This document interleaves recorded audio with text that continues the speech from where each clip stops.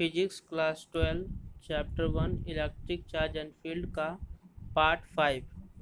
ठीक है, part 1, 2, 3, 4 video डाल दिया गया है, आप लोग देख लीजिएगा।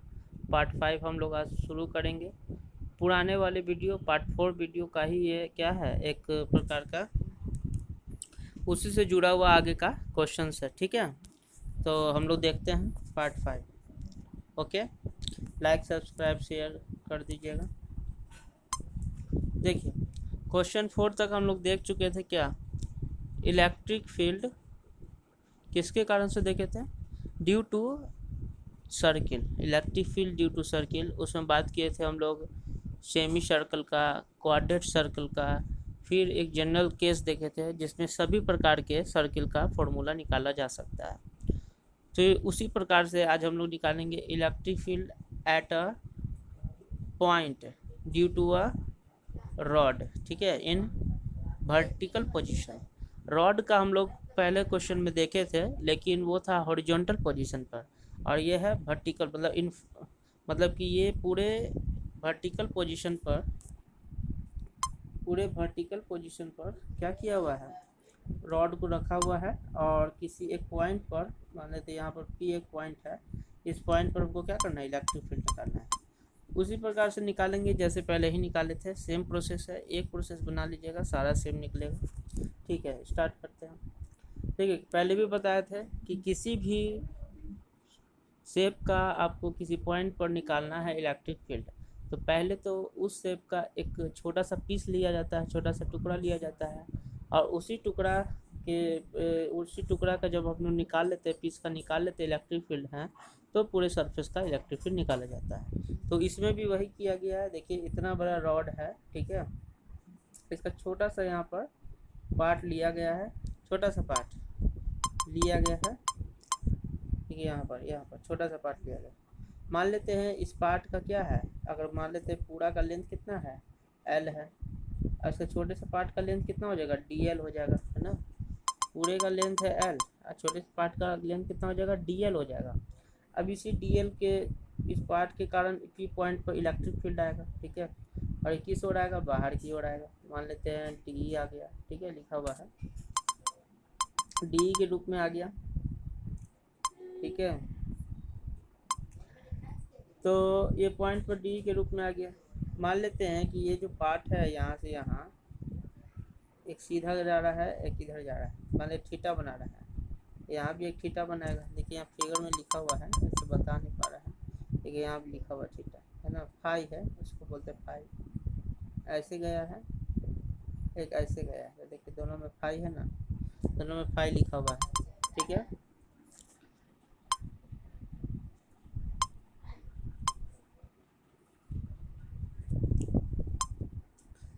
तो छोटा सा पार्ट जो लिए थे इसका क्या हो जाएगा, D फाई हो जाएगा। जैसे पहले लिए थे थीटा, तो D थीटा, इसके आधे पार्ट को लिया गया है। ठीक है, यहाँ पर निकालते हैं। इसी प्रकार से अगर ये फाई रहेगा तो ये D जो है वो दो पार्टों में बढ़ जाएगा, एक हो जाएगा D साइन फाई, एक होता है D कोस फाई, है ना, जैसे पहले किए थे D sine phi D cos phi. अच्छा ठीक है, अब देखिए इसमें क्या कि यहाँ पर क्या हो रहा है, ये एक प्रकार का क्या है, ये वाला और ये वाला, है ना, ये दो है। यहाँ पर क्या है कि ये परपेंडिकुलर है, देखिए यहाँ पे लिखा हुआ है E परपेंडिकुलर, और ये क्या है, E पैरेलल। हाँ, ये किसके पैरेलल है पता है, ये लेंथ के पैरेलल है। ये किसके परपेंडिकुलर, लेंथ के परपेंडिकुलर है। ठीक है, यही दिखाया गया इसमें कि एक जो ये DE साइन फाई आया वो क्या आया, इसके लेंथ के पैरेलल आया, और DE कॉस फाई जो आया वो क्या आया, लेंथ के परपेंडिकुलर आया। ठीक है, समझ में आ गया होगा ये वाला पॉइंट। ठीक है, इसे यहाँ पर क्या किए हैं, फाई लिए हैं, तो यहाँ पर ले लिए, देखिए थीटा ले लिए, यहाँ से यहाँ तक की दूरी कितना लिए हैं, लेंथ से मतलब रॉड से पॉइंट की दूरी कितना है, A है। ठीक है, तो स्टार्ट हम लोग करते हैं। छोटे से पार्ट का पहले इलेक्ट्रिक फील्ड निकालेंगे, फिर सबका इंटीग्रेशन कर देंगे तो बड़े पार्ट का भी निकल जाएगा। देखिए यहाँ पर DE बराबर क्या होता है, वही KQ/R²। तो यहाँ पे KQ/R²। अब देखिए यहाँ पर हम बताए हुए हैं कि DQ की जगह क्या लेंगे, लेमडा DL। पहले ही बताया चुका है, पहले वाले वीडियो में देख लीजिएगा, डी क्यू बराबर लेमडा डी एल होता है। अब क्यों होता है तो ये पता है, ये क्या है, लीनियर चार्ज, ठीक है, लीनियर चार्ज डिस्ट्रीब्यूशन में लेमडा बराबर क्या होता है, क्यू बाय एल, है ना, बताया बता। तो लेमडा बराबर क्या हो जाएगा, छोटे से चार्ज के लिए D Q by D L, ठीक है, तो डी क्यू बराबर क्या हो जाएगा, लेमडा बाई डी एल, ठीक है। तो क्लीन कर देते हैं, समझ गए होंगे। तो इसलिए डी क्यू बराबर क्या लिखा हुआ है, लेमडा डी एल, ठीक है। आगे बढ़ाते हैं प्रोसेस को। अब देखिए इसमें क्या है, आर स्क्वायर, ठीक है, आर स्क्वायर लिया। तो यहाँ देखिए, यहाँ पर इसको कैलकुलेशन करके दिखाया गया है कि आर स्क्वायर कैसे ए स्क्वायर कॉस स्क्वायर फाइव में बदल दिया गया है, ठीक है। अब देखिए यहाँ पर दिखाया गया, यहाँ पर देखना है, देखिए यहाँ से यहाँ तक की दूरी कितना है, आर है, यहाँ से यहाँ तक की दूरी कितना है, आर है, यहाँ पर दिखाया गया, ये फाई है, और यहाँ से यहाँ तक दूरी सीधा ए है, ये एल है। तो सर्किल के अनुसार कॉस या पाइथागोरस के अनुसार कॉस फाई लेंगे, तो कॉस फाई बराबर क्या हो जाएगा, कॉस फाई बराबर हो जाएगा base by hypotenuse, a by r, ठीक है, base by hypotenuse a by r, यहाँ पर दिखाया गया है, देखिए। तो कॉस फाई बराबर क्या हो गया, ए बाय आर, ठीक है। टेन फाई, तो टेन फाई बराबर हो जाएगा कितना, एल बाय, है ना, परपेंडिकुलर बाय बेस। तो एल बराबर क्या लिखेंगे, ए टेन थीटा, ठीक है, ए टेन थीटा। अगर इसको क्या कर दिया जाए, डिफ्रेंशिएशन कर दिया जाए, क्या कर दिया जाए, डिफ्रेंशिएशन कर दिया जाए। तो इसका डिफ्रेंशिएशन कर देते हैं, ठीक है, इसका डिफ्रेंशिएशन कर देते हैं यहाँ पर हम। तो एल बराबर ए, इसको किसके रिस्पेक्ट में करना है, पाई के रिस्पेक्ट में करना है, यहाँ दिया हुआ है, ठीक है, d l by d phi, है ना। ए का ये हो जाएगा, टेन फाई का होता है डिफरेंस कितना, सेक स्क्वायर फाई, यहाँ देखिए लिखा हुआ है, मतलब d l by d phi की जगह क्या रखना है, ए सेक स्क्वायर फाई, समझिए, d l by d phi की जगह क्या रखना है, ए सेक स्क्वायर फाई, और कॉस फाई की जगह रखना है ए बाई आर, क्लियर हो गया। अच्छा, अगर आर बराबर क्या रखेंगे इसमें, आर बराबर बता सकते हैं, आर बराबर देखिए इससे रखेंगे, क्या हो जाएगा, ए बाय कॉस, है ना, phi, a by cos phi, r बराबर क्या रखेंगे, ए बाय कॉस फाई। तो यहाँ देखिए यही किया गया है, यहाँ आर की जगह पर क्या लिखते हैं, ए बाय कॉस फाई ऊपर चला गया, स्क्वायर लगा तो ए स्क्वायर कॉस स्क्वायर फाई, समझ में आ गया होगा, ठीक है।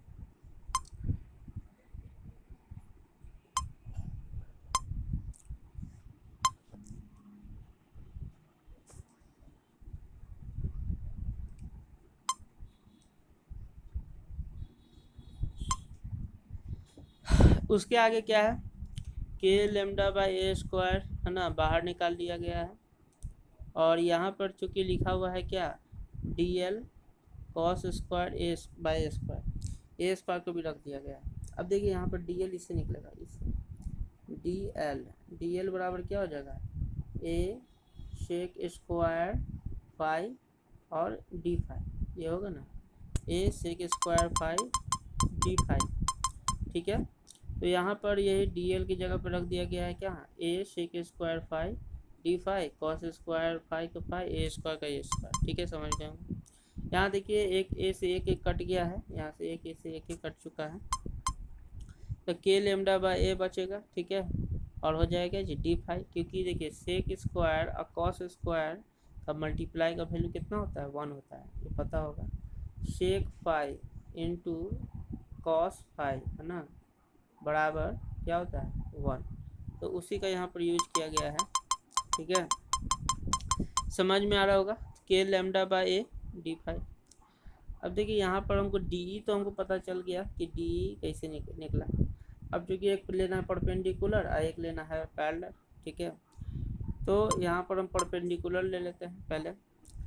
तो परपेंडिकुलर का फॉर्मूला क्या हो जाएगा, यहाँ पर डी कॉस फाई लिख लिया। थीटा को कहाँ से कहाँ तक लेना है, तो माइनस थीटा 2 से थीटा 1 तक लेना है। देखिए यहाँ पर एक बीच में बांटे थे ना, तो ये हो गया पूरा थीटा 1 और ये हो गया थीटा 2। तो माइनस थीटा 2 इसलिए क्योंकि नेगेटिव में जा रहा है ना, नीचे की ओर जा रहा है, प्लस थीटा 1 है इसलिए क्योंकि ये पॉजिटिव में जा रहा है, इसलिए लिया गया है, ठीक है। समझ में आ रहा होगा। तो माइनस थीटा टू और theta two, d cos phi है, तो डी की जगह क्या लिखना है, ये k lambda a by d phi, देखिए यहाँ लिखा हुआ k lambda a d phi, और कॉस फाई का कॉस फाई लिख दिया गया। समझ में आ गया। के लेमडा बाई ए कॉन्स्टेंट है, बाहर निकल जाएगा, और कॉस फाई डी फाई का वैल्यू होता है इंटीग्रेशन में, मतलब integration cos phi D phi बराबर होता है साइन फाई, ठीक है, बराबर इसका वैल्यू क्या होता है, साइन फाई, ठीक है। तो यहाँ पर साइन फाई लिख लिए, लिमिट लिख लिए theta one minus theta to. अब देखिए ई जो परपेंडिकुलर आएगा कितना होगा, k lambda by A sign theta one plus sine theta two. अब देखिए प्लस कैसे आ गया, तो फॉर्मूला होता है sine theta one minus sine minus theta two, यही माइनस बाहर आ गया तो माइनस माइनस प्लस हो गया, तो प्लस साइन थीटा टू, ठीक है। इसके बाद है ये, तो ई परपेंडिकुलर निकल गया, ओके। अब देखिए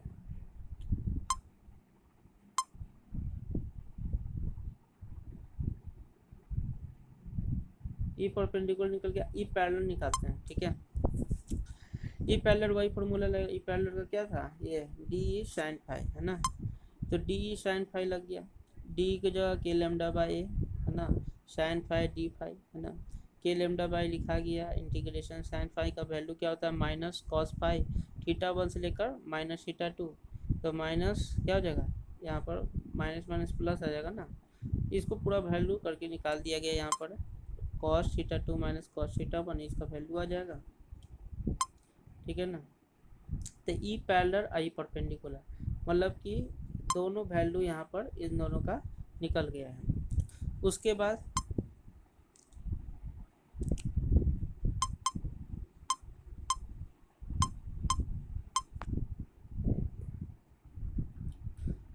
है देखिए, तो ये ख़त्म हो गया, तो इसी से निकालना था। एक हॉरिजॉन्टल में है ना लाइन है, मतलब रॉड है जिसमें प्लस चार्ज पूरा है एक पॉइंट पी पॉइंट पर, तो ई परपेंडिकुलर एक निकलेगा और ई एक पैरेलल निकलेगा, ठीक है। इस तरह का क्वेश्चन आता है एग्जाम में। अगला है, अगर मान लीजिए कि अगर ये पूरा इन्फिनाइट हो गया पूरा चार्ज, बहुत मतलब इन्फिनिटी चला गया, माइनस इन्फिनिटी भी चला गया, तो यहाँ पी पॉइंट पर निकालना है, ठीक है।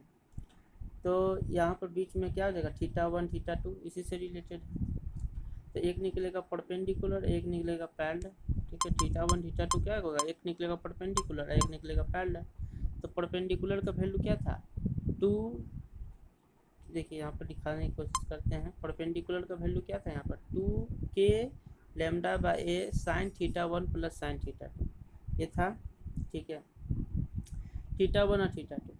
अब देखिए होता क्या इसमें है कि अगर ये इन्फिनाइट तक जाएगा, तो ये जो पी पॉइंट है, पी पॉइंट से जो थीटा वन बन रहा है ये लगभग में 90 डिग्री हो जाएगा, इन्फिनाइट तक जाएगा, तो ऊपर दम देखेंगे तो इन्फिनाइट तक चल जाएगा, थीटा वन क्या हो जाएगा 90 डिग्री लगेगा, और थीटा टू भी उसी प्रकार से 90 डिग्री लगेगा, तो क्या हो जाएगा कि थीटा वन और थीटा टू को क्या मान लेंगे 90 डिग्री, ये इन्फिनाइट लाइन में होता है, theta one theta two 90 degree, तो ई परपेंडिकुलर का वैल्यू क्या हो जाएगा, तो sign theta one plus sine theta two, मतलब साइन 90 डिग्री बराबर वन प्लस वन कितना हो जाएगा 2 हो जाएगा, तो 2 के लेमडा बाई ए, और ई पैरेलल, तो ई पैरेलल का वैल्यू क्या आएगा, तो देखिए ई पैरेलल का क्या वैल्यू है, के lambda by A cos theta two minus cos theta one, क्योंकि ये पता है कि कॉस 90 डिग्री और का वैल्यू होता है 1, और minus cos 90 minus 1, 1 minus 1 zero, तो पूरा जीरो, मतलब क्या है कि इसमें थीटा वन थीटा टू, ठीक है, ई परपेंडिकुलर जब रहेगा तो 2 के लेमडा बाई ए हो जाएगा, ई पैरेलल होगा तो जीरो होगा, मतलब ये अदर क्वेश्चन हो गया कि अगर ये जो लीनियर चार्ज है ना, अगर ये लीनियर चार्ज इन्फिनाइट तक चला जाए तो ई परपेंडिकुलर उसका निकलेगा 2 के lambda by A, E parallel निकलेगा 0, समझ में आ रहा होगा, ठीक है। अगला क्वेश्चन देखिए, अब electric field on the axis of a charge ring है ना, उसमें सेमी सर्कल के किसी पॉइंट पर निकाल रहे थे ना, जैसे सेमी सर्कल का कोई पॉइंट था ऐसे और इस तरह से यहाँ पर इलेक्ट्रिक फील्ड निकाल लेते हैं। ठीक है, ये पीछे वाली वीडियो में दिया हुआ है ये वाला। अब हमको क्या करना है कि पूरे सर्किल में चार्ज है ना, रिंग टाइप का है, तो पूरे सर्किल में रिंग है। ठीक है, और एक एक्सिस से एक पॉइंट पर हमको क्या निकालना है, इलेक्ट्रिक फील्ड निकालना है। तो वो कैसे निकालेंगे, ठीक है, समझ में आ गया। ये क्वेश्चन बोर्ड में बहुत बार आया है एग्जाम में क्वेश्चन। तो electric field on the axis of a charge ring, ये पूरा रिंग चार्ज है, इसके एक्सिस पर, तो एक्सिस इसका ही ना, ओ सेंटर से होकर जाएगा एक्सिस पर किसी पॉइंट पर, है ना, जाएगा। अब देखिए इसको कैसे निकालें, वही सेम रूल है, देखिए सबका सेम रूल है, वही चीज़ कि किसी भी शेप का कहीं किसी बाहर के पॉइंट पर इलेक्ट्रिक फील्ड निकालना है तो उसके एक छोटे से पॉइंट पर इलेक्ट्रिक फील्ड निकाल लेंगे, फिर इंटीग्रेशन लगा देंगे तो वो सारी चीज़ में निकल जाएगा। उसी प्रकार से इसमें भी लेना है। देखिए यहाँ पर छोटा सा पार्ट लेनी है, इस पर चार्ज कितना होगा, DQ चार्ज होगा, यहाँ से यहाँ तक की दूरी ये सेंटर से R दूरी होगा। ठीक है, ठीक है, सेंटर से जिस पॉइंट पर निकलना है उसका दूरी X दूरी है, और इसका जो हाइपोटेनस दूरी लेंगे वो R दूरी लेंगे। ठीक है, अब क्या होगा, तो इस चार्ज के कारण इस पॉइंट पर क्या आएगा, इलेक्ट्रिक फील्ड आएगा। इलेक्ट्रिक फील्ड आएगा ये इस डायरेक्शन में आएगा T, क्योंकि प्लस चार्ज ना, प्लस चार्ज अपने से इलेक्ट्रिक फील्ड आउटवर्ड डायरेक्शन में निकालता है, तो ये बाहर निकल गया। ठीक है, अब ये हॉरिजॉन्टल के साथ कितना डिग्री बना रहा है, थीटा डिग्री बना रहा है ना, और DE cos थीटा हो गया, और नीचे कितना हो गया, DE sin थीटा। अब देखिए यहाँ काटा हुआ है, इसका मतलब क्या पता है, देखिए ये ऊपर के कारण आया। अब मान लेते हैं ये छोटा वाला पार्ट नीचे लेते हैं और ऐसे ले जाते हैं, तो इसका भी एक कंपोनेंट DE मिलता है, यहाँ पर DE मिलता है, और DE का फिर दो कंपोनेंट मिलते हैं, DE sin थीटा और DE cos थीटा मिलता ना। तो ये sin थीटा एक दूसरे को कैंसिल हो जाएगा, इसलिए देखिए ये लाइन को काट दिया गया है। ठीक है, ये sin थीटा क्या हो जाएगा, एक दूसरे को कैंसिल कर देगा, मतलब sin थीटा का जितना भी कंपोनेंट है वो कैंसिल हो जाएगा, सिर्फ बचेगा क्या, cos थीटा का कंपोनेंट। देखिए इसमें लिखा हुआ है ऐसे कि DE sin theta components of each element DQ is cancelled by the DE sin theta of opposite element DQ ना, एक दूसरे के अपोजिट ना हो जाएगा तो कैंसिल हो जाएगा, सिर्फ बचेगा क्या, DE cos थीटा।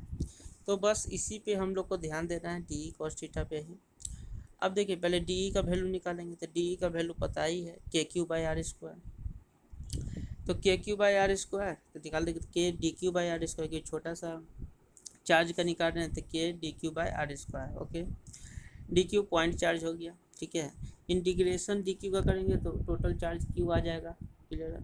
और ईच DQ, प्रत्येक DQ के लिए, है ना, R मतलब स्मॉल r, कैपिटल R और X कांस्टेंट है, रिमेन सेम, ये हमेशा सेम रहेगा, चेंज नहीं होगा। तो देखिए यहाँ पर, ठीक है, तो E नेट निकाला गया है, E नेट निकाल दिया गया है। जैसे इंटीग्रेशन DE cos थीटा बताया ना, sin थीटा कैंसिल हो जाएगा तो cos थीटा बचेगा। DE के जगह क्या लिखें, K DQ/R² cos theta, K DQ/R², K/R², cos theta बाहर आ जाएगा, cos थीटा भी cos थीटा कांस्टेंट ना है, इंटीग्रेशन DQ का वैल्यू अभी बताते हैं Q होता है, टोटल चार्ज हो जाएगा, तो हो जाएगा KQ cos थीटा/R², KQ। अब cos थीटा का वैल्यू, तो cos थीटा का वैल्यू देखिए यहाँ पर निकाला हुआ है कि cos थीटा X/R, वो फिगर में दिया हुआ है X/R, तो वही लिखा हुआ है cos थीटा का वैल्यू X/R, KQ/R, तो KQ/X/R3, तो E नेट R का वैल्यू देखिए √R² प्लस X², है ना, √R² प्लस X², तो इसी का यहाँ पर वैल्यू रख देंगे, तो इसमें जो है E नेट कितना आ जाएगा, KQ/X/R² प्लस का होल 3/2 पावर। ठीक है, बहुत ही आसान था, डेरिवेशन याद रखिएगा। इसके पीछे डेरिवेशन करने से पहले आप लोग स्टेटमेंट जरूर लिख दीजिएगा, इसमें लिखा हुआ नहीं है लेकिन स्टेटमेंट लिख दीजिएगा, लिखिएगा suppose a ring of radius R, ठीक है, and the centre O, let a charge Q is distribute on the surface of this ring, ठीक है, a point P which is external point of the ring at a distance x, and let small parts of the circle, ठीक है, in which dq charge is distributed, और this part is r distance from the point p। Okay, यहाँ तक लिख देना है, और फिर इसके बाद जो डेरिवेशन है वो लिख देना है। ये सब तो डेरिवेशन लिखना जरूरी होता है ना, बिना लिखे हुए कैसे होता। इसके बाद देखिए यहाँ पर देखिए एक फॉर्मूला बन गया है कि सर्किल रिंग का जब भी नेट निकलेगा k q x by r square plus r square का होल 3/2 है ना, ये एक फार्मूला बन गया। इसी फार्मूला पर चाहे तो हम कुछ भी यहाँ पर निकाल सकते हैं। जैसे देखिए यहाँ पर लिखा हुआ एक सर्किल है, मान लेते हैं पूरे में चार्ज डिस्ट्रीब्यूटर, मान लेते सेंटर पे निकालना है, सेंटर पे निकालना है तो सेंटर पे क्या होता है, आर जीरो हो जाएगा। सेंटर पे निकालना है तो सेंटर पे तो आर क्या रहेगा, एट सेंटर आर नहीं जीरो होगा, एक्स जीरो हो जाएगा। क्योंकि देखिए यहाँ पर क्या है कि एक्स मतलब कि कोई पीस का पॉइंट एक्स, अब यही जो है पॉइंट पी यहाँ सेंटर पे चला गया तो कोई दूरी नहीं, तो एक्स तो जीरो होगा ही ना, ठीक है, एक्स जीरो हो जाएगा। एक्स जब जीरो होगा, यहाँ पर एक्स जीरो हो गया तो ई नेट भी क्या हो जाएगा, जीरो। मतलब क्या पता चला कि रिंग के सेंटर पे किसी प्रकार का इलेक्ट्रिक फील्ड नहीं होता है, वो हमेशा रिंग के सेंटर पे इलेक्ट्रिक फील्ड जीरो होता है, ठीक है। इसके बाद है कि मान लिया कि यहाँ पर एक सर्किल दे दिया गया है ना, और ये आर दूरी पर है, एक्स दूरी पर है। अब बोल दिया कि यहाँ पर एक्स दूरी पर बताइए, तो यहाँ पर देखिए कंडीशन है, दो पॉसिबल है कि यदि मान लेते इसमें क्या है कि x क्या है, r से बड़ा है, x बहुत बड़ा है r से, x क्या है, बहुत बड़ा है r से, देखिए लिखा हुआ है, तो x बड़ा है r से, तो x square plus r square लगभग में एक्स स्क्वायर के बराबर हो जाएगा, क्योंकि बहुत बहुत बड़ा है तो आर बहुत ही उसकी तुलना में जीरो है ना, तो दोनों को प्लस करेंगे तो एक्स स्क्वायर ही आएगा, ठीक है। तो ई नेट क्या हो जाएगा, के क्यू बाय एक्स, और वो जो है आर स्क्वायर के जगह पर क्या हो जाएगा, एक्स स्क्वायर आ जाएगा, तो एक्स स्क्वायर, ठीक है।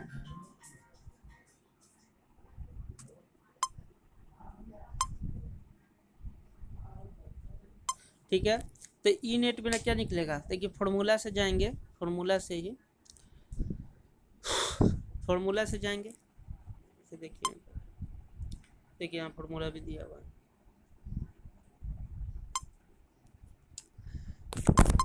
अरे यार, ठीक है।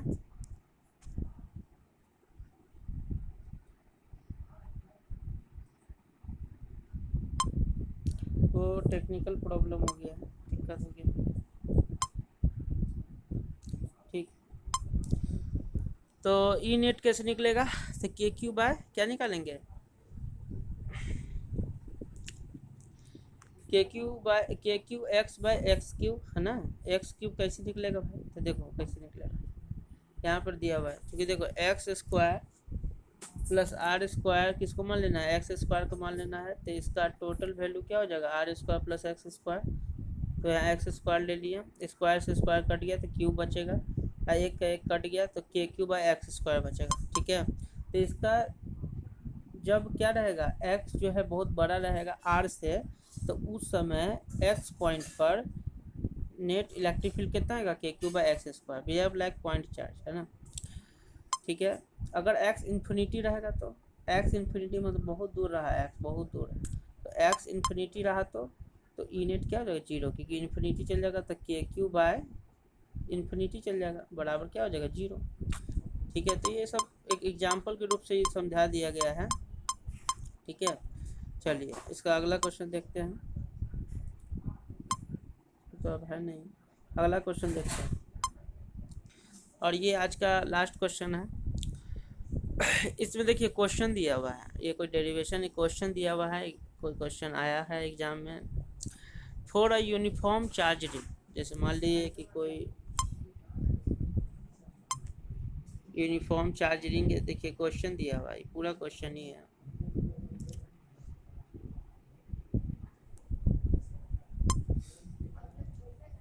For a uniform charge ring, मतलब कि एक रिंग है जिसमें पूरी तरह से चार्ज क्या है क्यू आर का मतलब क्या है कि चार्ज पूरा क्यू डिस्ट्रीब्यूट किया हुआ है, आर रेडियस का रिंग है। Find the value of x such that, मतलब एक एक्स का ऐसा एक वैल्यू चाहिए, एक पॉइंट चाहिए, ई नेट इज मैक्सिमम, जहाँ पर नेट इलेक्ट्रिक फील्ड क्या हो जाए, मैक्सिमम हो जाए। और आल्सो कैलकुलेट ई मैक्स, और मैक्सिमम इलेक्ट्रिक फील्ड भी कैलकुलेट कीजिए। और also drawn graph of E versus x, और ई वर्सेस एक्स का ग्राफ भी ड्रॉ कीजिए।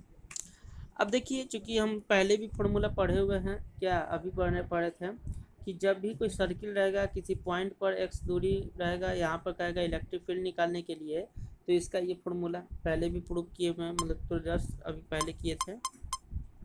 तो k q by r square plus x square का होल 3/2 ये किया हुआ है। ओके, हमको निकालना है क्या, ई मैक्स।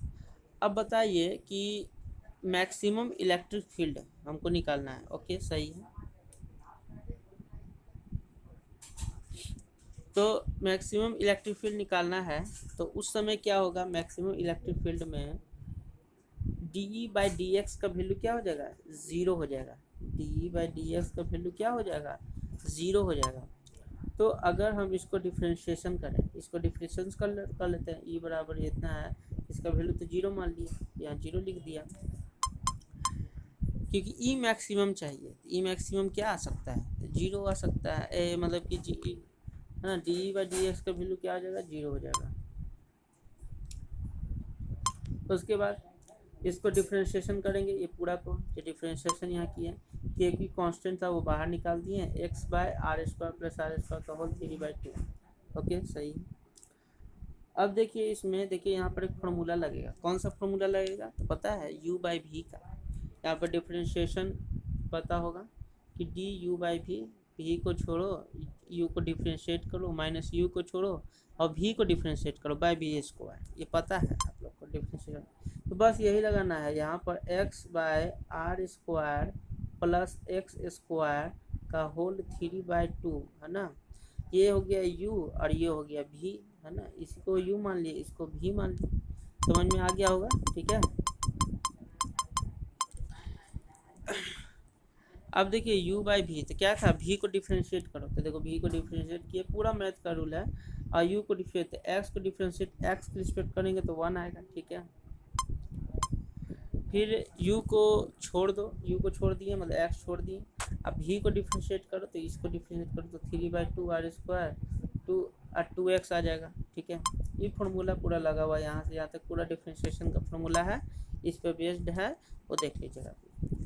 इसके बाद कंक्लूजन हो के आता है मेरा आर स्क्वायर, क्योंकि के क्यू उधर गया तो जीरो हो गया ना, के क्यू वाला जो ये बचा है उधर जाएगा तो वो जीरो हो जाएगा, ठीक है। आर स्क्वायर प्लस आर का होल 3/2 माइनस 3x स्क्वायर है ना, इसका कैलकुलेट करके r square plus r square whole 1/2।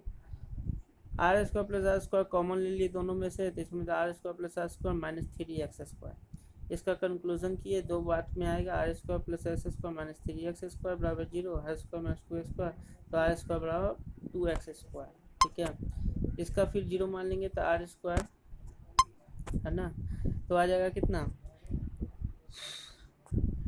ठीक है। इसको उधर कर लिए, तो ये आर स्क्वायर बराबर 2x स्क्वायर, तो इसी को बढ़ाया गया है कि एक्स स्क्वायर बराबर आर स्क्वायर बाई 2 हो जाएगा, तो एक्स पर plus minus r by root 2, okay, plus minus r by root 2। देखिए पहला केस क्या था कि मैक्सिमम माने थे, ठीक है, तो डी बाई डी एक्स बराबर क्या मान लिए थे, 0, ओके, सही है। तो x बराबर क्या आ गया मेरा, प्लस माइनस आर बाई 2, तो इसमें क्या मानेंगे, ई मैक्स बराबर x की जगह पहले आर बाय रूट 2 लिख देंगे, क्योंकि मैक्सिमम लेना है तो मैक्सिमम प्लस के रूप में ही आएगा, माइनस के रूप में आएगा नहीं। तो के क्यू आर बाई 2 का whole r square plus r square whole 3/2, ये सभी मैथ्स का रूल है, बस फुल वैल्यू पुट कर देना है, आंसर निकाल लेना है। R square by x square करना है, उसी का वैल्यू पुट कर लेना है, आंसर निकाल देना है, ठीक है। तो x by r by root 2, इसी का आगे का कंक्लूजन किया हुआ है, देखिए आगे का कंक्लूजन सब आगे का मैथ का रूल लगा हुआ है, ठीक है। तो सब अपना देख लीजिएगा, जैसे जैसे टूटा हुआ वो सब बताएंगे नहीं, ठीक है। तो मेरा कंक्लूजन है कि 2 के क्यू बाय 3√3r²। ओके, आगे तो ई मैक्स मेरा क्या मिल गया, ई मैक्स क्या मिल गया, 2kq/3√3r²। यही मैक्सिमम इलेक्ट्रिक फील्ड होगा किसी रिंग के किसी पॉइंट पर। ओके, समझ में आ गया होगा, ठीक है। अब यहाँ पर इसका दूसरा क्वेश्चन था कि ग्राफ बनाइए, किसका, ई वर्सेस एक्स का। तो इलेक्ट्रिक फील्ड का देखिए, तो यहाँ पर लिखा हुआ है, देखिए चार्ज बना दिए, प्लस चार्ज है, ठीक है, और इसके अनुसार बनाना है।